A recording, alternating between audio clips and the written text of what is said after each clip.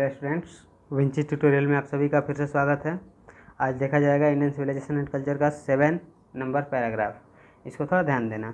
They further reason that large cities were a snare and a useless encumbrance and that people would not be happy in them. कहा जाता है, तर्क दिया जाता है कि जो बड़े शहर होते हैं वो स्नेयर का मतलब होता है जाल, वो जालों का मकड़जाल होते हैं जहाँ पर प्रलोभन दिया जाता है, जिसके कारण विड नॉट बी हैप्पी। इसका मीनिंग निकला कि जिसके कारण लोग वहाँ पर खुश नहीं रह पाते हैं। That there would be gang of thieves and robbers prostitution and vice flourishing in them, that the poor man would be robbed by rich men। वहाँ पर कहा जाता है कि बड़े शहर जो होता है, पीछे हम लोग देखें पैराग्राफ, जो बड़े शहर होता है वो चोर और लुटेरों का एक गढ़ होता है। प्रोस्टिट्यूशन एंड वाइस फ्लोरेंस, वहाँ पर वेश्यावृत्ति, in them and the poor, वहाँ पर ये सब गंदी आदतें होते रहती हैं। और जो पुअर लोग होते हैं, poor man would be robed का मतलब हुआ लूटना, बाई रिच मैन, और गरीबों को वहाँ पर अमीरों के द्वारा लूटा जाता है। They were there for satisfied with a small village, इसलिए हम लोग छोटे से गाँव में ही हम लोग खुश रहते हैं, संपन्न रहते हैं। कहता है दे सॉ मतलब होता है देखना, that king and their sword का मतलब होता है तलवार, वेयर इन्फीरियर, यानी कि इन्फीरियर का मतलब होता है बेकार, to the sword of ethics. वहाँ पर कहा जाता है, ये तर्क दिया जाता है कि जो राजाओं का तलवार है वो नैतिक तलवार के आगे इन्फीरियर है। इन्फीरियर का मतलब छोटा पड़ जाते हैं। And they therefore held the suffering of the earth to be inferior to the rishi and the fakir है। ऋषि, ये हम जानते हैं कि हमारा देश जो है ये ऋषि मुनियों का है, ठीक है। इसलिए कहा गया और कि धरती पर राजाओं को ऋषियों और फकीरों से भी नीचे समझा गया है। क्यों? इस आधार पर, क्योंकि जब उनके तलवार को इन्फीरियर बताया जा रहा है हमारे पूर्वजों द्वारा, ठीक है, तो इसलिए यहाँ पर ऋषि और फकीर से भी नीचे दिखाया गया किनको? राजाओं को। उसके बाद चलते हैं, a nation with a constitution like this is fitter to teach other than to learn from others. अब कहते हैं कि हमारी एक ऐसी राष्ट्रीय संविधान है, कॉन्स्टिट्यूशन का मतलब संविधान होता है, लाइक दिस, जैसा कि दूसरों से सीखने की ज़रूरत नहीं है, उसे सिखाने की ज़रूरत है। This nation had courts lawyers and doctors but they were all within bonds. कहता है कि हमारे इस देश में अदालत भी है, वकील भी है और डॉक्टर भी थे, ठीक है, डॉक्टर भी थे, लेकिन वे सभी एक सीमा के अंदर बॉन्डेड थे, बंधे हुए थे। एवरीबॉडी प्रत्येक लोग, न्यूज मतलब जानना, that these profession were not particularly superior. हर कोई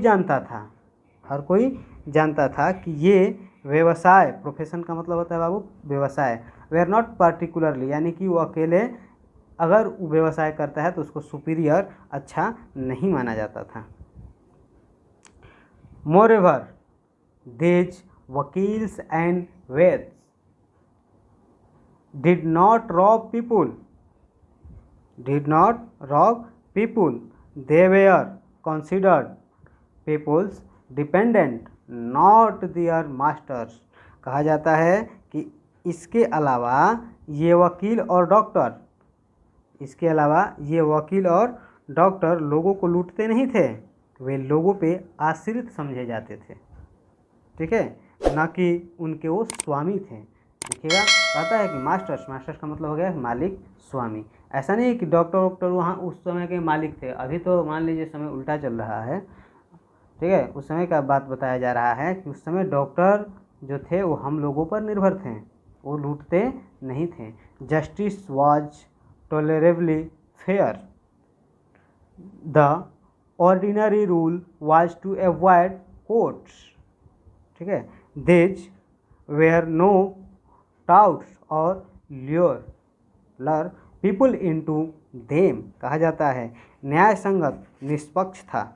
उस समय जो भी न्याय होता था निष्पक्ष था, ठीक। द ऑर्डिनरी रूल यानी कि जो हमारा साधारण नियम है अदालतों से बचने के लिए, अवॉइड मतलब बचना। दियर वर नॉट टाउट और लर, कहते हैं इनमें लोगों को लुभाने के लिए कोई व्यवस्था न थी। This evil too was noticeable, noticeable यानी देखने योग्य, noticeable only in and around capitals, यानी कि ऐसा जो भी लूटपाट देखा जाता था, ठीक है, ये राजधानियों के आसपास देखा जाता था। अगला देखते हैं, the common people lived independently and followed there agriculture, और जो साधारण लोग रहते थे, आम लोग रहते थे, वो स्वतंत्र रूप से अपना एग्रीकल्चर का मतलब होता है किसान, ऑक्यूपेशन का मतलब हो गया पेशा, कृषि का पेशा करके और अपने होम रूल में दे एंजॉयड ट्रू होम रूल, और अपने होम रूल में सच्चा आनंद लेते हुए अपनी ज़िंदगी काटते थे। पैराग्राफ नंबर 9 देखते हैं। The Indian civilisation as described by me has been so described by its votaries. Votaries का मतलब होता है शुभचिंतक, याद रखिएगा, वोटराइज का मतलब होता है शुभचिंतक। देखो ये थोड़ा डार्क है और एग्जाम में हो सकता है स्पेलिंग मिस्टेक में इसको दे सकता है, थोड़ा ध्यान देना। कहा जाता है कि भारतीय सभ्यता जैसा कि मेरे द्वारा वर्णित है, बताया जा रहा है, इसके शुभचिंतक द्वारा भी, डिस्क्राइब का मतलब होता है मतलब, इसके शुभचिंतक द्वारा भी इसी तरह वर्णित किया गया है। In no part of the world, यानी कि दुनिया के किसी भी भाग में चले जाइए, एंड अंडर नो सिविलाइजेशन, ऐसी सभ्यता नहीं मिलेगी, have all main attend perfection. Perfection का मतलब होता है सिद्धि। कहता है कि दुनिया के आप किसी भी कोना में चले जाइए, इस प्रकार की सभ्यता नहीं मिलेगी कि वहाँ के सभी लोग सिद्धि को प्राप्त कर सकें।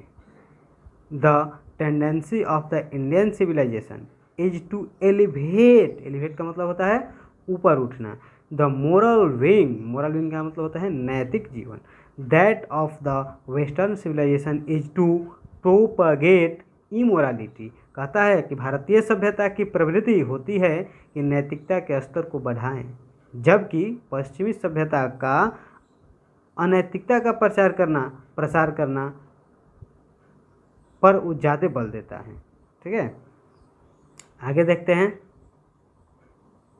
The latter is godless, the former is based on belief in God. कहते हैं कि बाद वाला ईश्वरहीन था, यानी कि वो ईश्वर पर विश्वास करने वाला नहीं था, लेकिन अब जो भी है वो ईश्वर पर विश्वास करने वाला है। तो अंडरस्टैंडिंग एंड सो बिलीविंग, ये अब बहुत अच्छा समझने लायक हो चुका है, विश्वास करने योग्य हो गया है। It behoves every lover of India to cling to the old Indian civilisation even as, जैसा कि child cling to the mother's breast.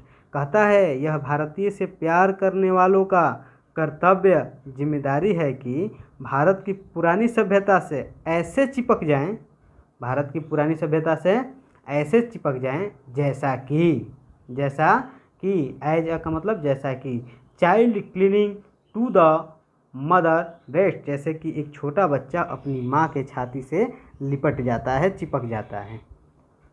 Paragraph number 10 देखते हैं। I am no hater, hater का मतलब होता है कि किसी से हेट करना, नफरत करना।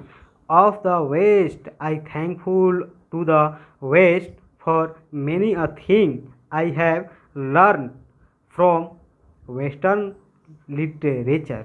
कहते हैं कि मैं पश्चिमियों का निवेदक नहीं हूँ, यानी कि उससे मैं नफरत नहीं करता हूँ। मैं पश्चिमियों का आभारी हूँ, यानी कि जो पश्चिमी वेस्टर्न सिविलाइजेशन है उनको आभार व्यक्त करते हैं कि उनकी साहित्य से बहुत कुछ महात्मा गांधी को सीखने को मिला या हमारे देशवासियों को सीखने को मिला। अगला चलते हैं। But I am thankful to modern civilization for teaching me that if I want India to rise to its fullest height. कहते हैं लेकिन मैं आधुनिक सभ्यता का आभारी हूँ, मैं आधुनिक सभ्यता का आभारी हूँ ये सिखाने के लिए कि अगर मैं भारत को शिखर तक पहुँचाना चाहता हूँ तो, क्योंकि मॉडर्न सिविलाइजेशन ही अभी विकास का जरिया माना जा रहा है, पूंजीपतियों को ही विकास का जरिया माना जा रहा है। अभी देखने में आप भी देख रहे होंगे कि जो हमारे देश की नीति है वो किधर जा रही है, पूंजीपति की साइड भाग रही है। यहाँ पर समाजवादी का कोई वैसा चर्चा नहीं है। आगे देखा जाए। I must tell my countryman frankly that. कहते हैं कि मैं भारत को कहाँ पहुँचाना चाहता हूँ, शिखर पर। मुझे अवश्य अपने देशवासियों से साफ तौर पर कह देना चाहिए कि, दैट मतलब यहाँ पर अर्थ निकला कि, फ्रैंकली का मतलब होता है साफ तौर से, कंट्रीमैन का मतलब होगा देशवासियों, कंट्रीमैन मतलब देशवासियों। आगे चलते हैं। After year and years of experience of modern civilization I have learned one lesson from it and that is that we must shun it all cost. कहते हैं आधुनिक सभ्यता के वर्षों के अनुभव के बाद, ठीक है, years and years of experience का मतलब हुआ वर्षों के अनुभव के बाद मैंने इसके एक सबक सीखा। क्या सीखा? आई हैव लर्न, लर्न मतलब सीखना, वन लेसन एक लेसन एक पाठ सीखा, और वो ये है कि हमें इसे किसी भी कीमत पर दूर रखना चाहिए। पैराग्राफ नंबर 11 देखते हैं। What is modern civilization? पूछता है कि मॉडर्न सिविलाइजेशन यानी आधुनिक सभ्यता क्या है। इट इज वर्शिप, वर्शिप मतलब होता है पूजा, ऑफ द मेटेरियल, कहता है कि यह संसाधन की पूजा है, यानी कि अभी जो है भौतिक वस्तुओं की पूजा को ही आधुनिक युग माना जाता है। It is the worship of the fruit, fruit मतलब भाव शून्यता, यानी कि यहाँ पर कोई भाव नहीं है। इन अस, कहता है यह हमारे अंदर के भाव को शून्य कर दिया है और ये वस्तुओं की पूजा करता है। इट इज अनएडल्ट्रेटेड मटेरियलिज्म, कहता है यह पूर्णतः भौतिकवाद है। And modern civilization is nothing if it does not think at every step of the triumph of material civilization. कहते हैं और आधुनिक सभ्यता कुछ भी नहीं है अगर वह भौतिक सभ्यता की जीत के हर चरण के बारे में नहीं सोचता है। Paragraph number 12। It is perhaps unnecessary if not useless to weigh, weigh मतलब होता है कंपेयर करना, तुलना करना। The merits of the two civilization, कहते हैं कि यह शायद, परहैप्स मतलब होता है शायद, अननेसेसरी अनावश्यक, जरूरी नहीं है, ठीक है, यह शायद अनावश्यक है, अगर नहीं तो बेकार है। इफ़ नॉट यूजलेस, नहीं तो ये क्या है, बेकार है। कहते हैं दोनों सभ्यताओं के गुणों की तुलना हम नहीं कर सकते। It is likely that the west had evolve a civilization suited to its climate and surrounding। कहते हैं कि यह प्रतीत होता है, मालूम होता है, महसूस होता है कि पश्चिम की जो सभ्यता है वो अपने स्थिति के अनुसार विकसित है, जैसा वहाँ का परिवेश है, जैसा वहाँ का अनुकूल है, उस तरीक़ा से वो विकसित हुआ है। जबकि हम लोग के भारत की सभ्यता हमारे जैसा हुआ है, यहाँ के जैसे परिवेश हैं, जैसे जलवायु है, क्लाइमेट है, उसके अनुसार यहाँ का। देखते हैं अगला में। एंड सिमिलरली, और सिमिलरली जैसा कि, या उससे तुलना करते हैं, मिलाते हैं। We have a civilization suited to our condition, और ठीक उसी तरह हमारी सभ्यता है जो हमारी परिस्थिति के अनुकूल है। हमारे कंडीशन का मतलब हो गया हमारी परिस्थितियों के अनुकूल। एंड बोथ आर गुड, और दोनों ही अच्छे हैं। इन दियर ऑन रेस्पेक्टिव स्फीयर्स, और दोनों ही अपने अपने क्षेत्रों में अच्छे हैं। इस पैराग्राफ में गांधी जी बहुत तेज निकले, सारे अपने बात को पहले बोले कि पश्चिमी सभ्यता अच्छा नहीं है, या फिर कितना बेहतरीन तरीका से उन लोग को भी खुश करके निकल चले। चलिए अब देखते हैं पैराग्राफ नंबर 13। कहता है the distinguish characteristic of modern civilization in an indefinite multiplicity of human wants, want मतलब होता है चाहना। कहता है कि आधुनिक सभ्यता में विशेष अंतर मानवीय इच्छाओं की एक निश्चित बहुगुणता है। कहते हैं कि मनुष्य की जो बहुगुणता है, यानी कि इनको जितनी ज़रूरत है उतना नहीं, ज़रूरत से ज़्यादा का डिमांड जो है, यही मॉडर्न सिविलाइजेशन कहलाने लगा, जो कि ये एक हद तक बहुत बुरा भी है। The characteristic of ancient civilization is an imperative restriction upon and a strict regulation of these wants. कहते हैं प्राचीन सभ्यता की विशेषता थी कि इन प्रतिबंधों पर एक अनिवार्य प्रतिबंध है और सख्त विनियमन है। ठीक है, कहते हैं कि जब प्राचीन हम लोगों का सभ्यता था उस पर बहुत ही प्रतिबंध था, उसमें बहुत ही हम लोग को नैतिक जीवन में बहुत कुछ सिखाया जाता था, लेकिन अब वैसा नहीं है। द मॉडर्न और western in stableness arises really from want of a living faith in a future state and therefore also in divinity। कहते हैं कि आधुनिक या पश्चिमी अस्थिरतापन की उत्पत्ति वास्तव में उस समय उत्पन्न होती है जब भविष्य में भी रहने की चाहत हो। द रेस्ट्रेंट ऑफ एंशिएंट और eastern civilization arises from a belief. कहते हैं प्राचीन या पूर्वी सभ्यता का समय एक विश्वास से उत्पन्न होता है। Often in speed of often प्राप्त करना in speed of our self in future state and the existence of a divine power. कहते हैं भविष्य की चिंता छोड़कर खुद को परलोक की चिंता में लीन कर लेता है।